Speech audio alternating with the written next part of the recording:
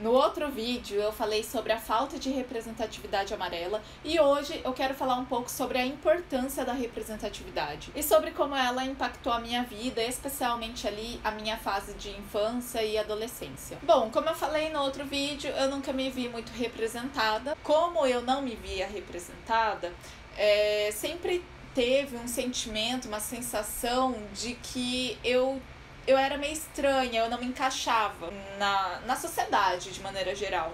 Isso, claro, gente, naquela época eu não tinha noção do que era esse sentimento.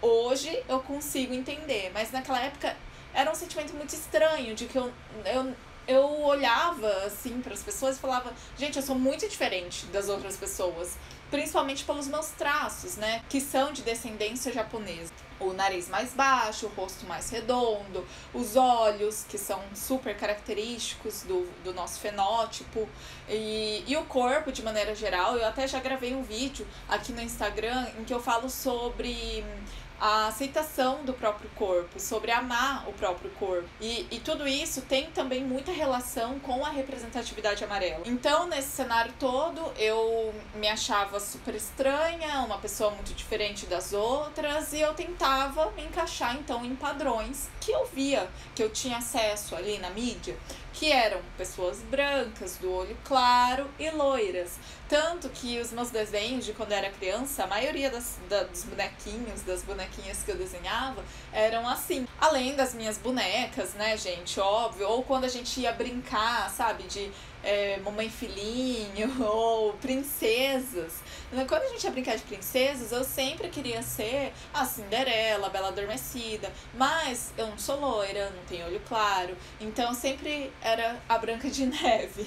Muito insatisfeita, eu era a Branca de Neve. Naquela época, eu infelizmente não tinha assistido Mulan. Fui conhecer Mulan só aos meus 21 anos, mais ou menos. Eu passei a infância toda assistindo princesas da Disney e Mulan foi o único filme, assim, que eu não assisti. Se eu tivesse assistido, com certeza teria tido uma certa importância, talvez pra mim. Ou não, gente, porque também, o que acontece? Como eu me sentia muito estranha nesse contexto todo, eu neguei por muito tempo as minhas raízes japonesas. Tanto que eu odiava quando me chamavam de japa.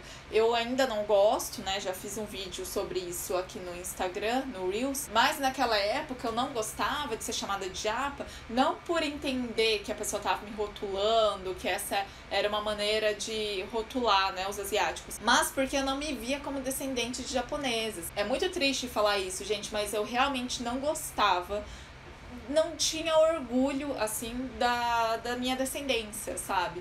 E o que é muito, nossa, é muito triste, real, pensar isso. Além disso, eu odiava todos os meus traços, já pensei várias vezes em fazer cirurgias, isso na época de adolescência, tá?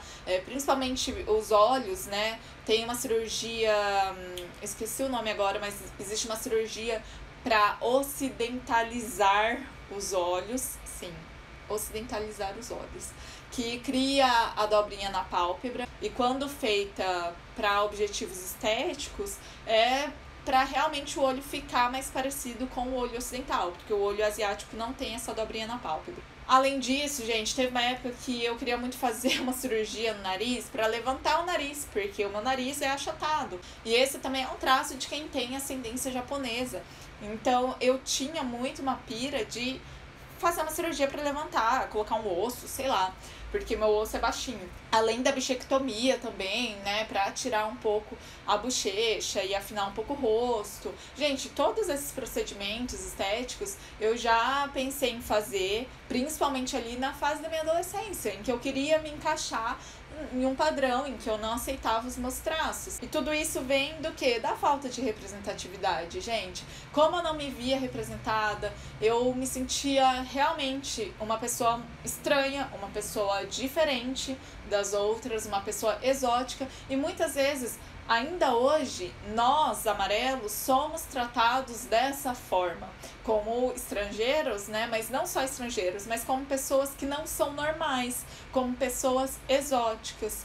E isso é muito problemático, porque reflete em tudo isso que eu tô falando pra vocês. O resultado de tudo isso é a baixa autoestima. Até a minha adolescência ali, eu não me achava bonita. Eu queria, como eu disse, mudar tudo em mim pra me encaixar melhor nesse padrão de beleza que inconscientemente existia na minha cabeça, né? Porque, poxa, você só vê pessoas com um padrão na internet, na TV, nas campanhas publicitárias, em livros, em tudo, naturalmente você vai achar que esse padrão é o mais bonito e, consequentemente, você vai almejar chegar nesse padrão. Então, assim, eu acho que eu consegui resumir bem como essa falta de representatividade amarela impactou muito na minha vida, e eu só comecei a entender melhor tudo isso de uns anos pra cá. Eu diria que em 2020 foi quando eu realmente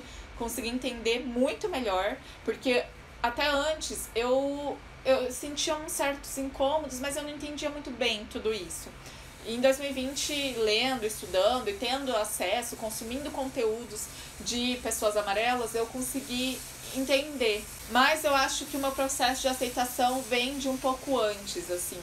Já faz uns anos que eu vinha me questionando sobre, poxa, mas por que eu quero mudar o meu olho, mudar o meu nariz, mudar a minha bochecha, mudar o meu corpo? E eu venho quebrando todos esses paradigmas dentro de mim. Só que até então eu achava que era só um padrão de beleza, ainda não tinha relacionado com o fato de eu ser amarela. Mas enfim, gente, só pra resumir então, falta de representatividade impacta diretamente na autoestima das pessoas, na autoaceitação, em questões muito individuais, em relação aí à história dos seus antepassados, história de vida. E hoje, ainda bem, eu tenho muito orgulho dos meus antepassados, da história de vida dos meus bisavós, dos meus avós, dos meus pais, mas principalmente dos meus bisavós, que eram imigrantes. Hoje eu entendo que eu não sou uma pessoa exótica, por mais que a sociedade reforce isso a todo momento, que eu sou brasileira, com ascendência japonesa, mas uma pessoa brasileira. Eu acho que essa mudança, essa virada de chavinha, ela aconteceu muito nesses últimos anos mesmo, em que eu comecei a buscar referências de pessoas amarelas, em que na internet eu encontrei muita representatividade, porque querendo ou não, a internet possibilita isso, né? Essa diversidade. Mas claro que só a representatividade ali no Instagram não basta, né? Outras mídias e marcas enormes, elas precisam começar a ter um olhar sobre isso também. E aí eu queria também abrir, obviamente, os comentários para você que é uma pessoa amarela, que quer compartilhar também um pouco da sua história, da sua experiência, sobre como a falta de representatividade pode ter afetado também a sua vida. Conta aí nos comentários, eu vou adorar ter essa troca com vocês e conversar sobre esse assunto.